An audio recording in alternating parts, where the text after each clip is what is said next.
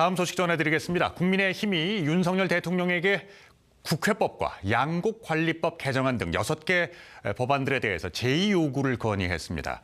하지만 탄핵 정국 속의 제2요구권 행사가 쉽지 않을 것이란 전망들이 지배적인데요.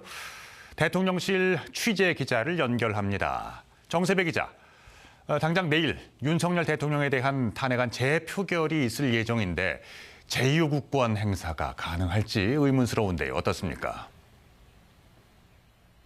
네, 권성동 국민의힘 원내대표가 윤 대통령에게 제2요구권 행사를 건의한 6개 법안은 일단 정부로 넘어온 상태입니다. 남아있는 건 절차인데 이 법률안 제2요구는 국무회의에서 심의와 의결을 거쳐서 대통령이 행사를 하게 돼 있습니다. 그런데 아직 이를 위한 국무회의 일정이 잡히지 않았습니다. 현재로서는 다음 주 화요일에나 국무회의가 열릴 것으로 보이는데 한덕수 총리도 윤 대통령으로부터 국무회의 요청은 없었다 이렇게 밝혔습니다.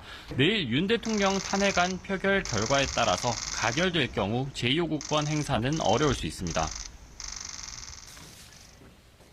네.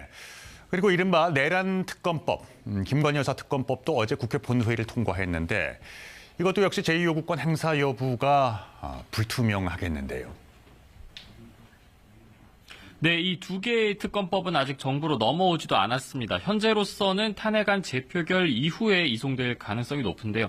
이 김여사 특검법의 경우에는 과거 3차례 제2요구권 행사가 이루어졌지만 네 번째 행사 여부는 내일 탄핵안 표결 결과에 따라서 달라질 것 같습니다. 네. 그런데 이것과는 별개로 윤 대통령은 어제 담화 이후 권한을 적극적으로 행사하는 모습이라고 하던데요. 네, 윤 대통령은 어제 담화 이후에 모두 42건의 법률안 등을 제가했습니다. 이것들은 모두 지난 10일 국무회의를 통과한 안건들입니다. 아울러서 윤 대통령은 국회에 이 마용주 대법관 후보자에 대한 임명 동의안도 제출했습니다.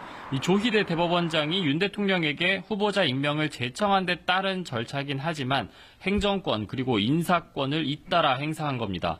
어제 담화에서 끝까지 싸우겠다 이런 의지를 밝히고 나서 적극적으로 권한 행사에 나선 것으로 보이는데 윤 대통령은 또 이 군 지휘 공백 등을 고려해서 후임 국방장관 인선도 서둘러 진행하겠다는 입장으로 전해졌습니다.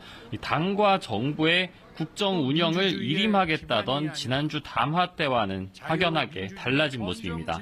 지금까지 대통령실에서 전해드렸습니다.